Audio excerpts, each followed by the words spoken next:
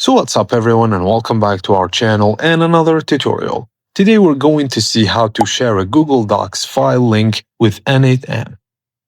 First, open the Google Doc and set the sharing permission. Usually you choose anyone with the link can view, or you directly share it with the Google account that is connected to n8n.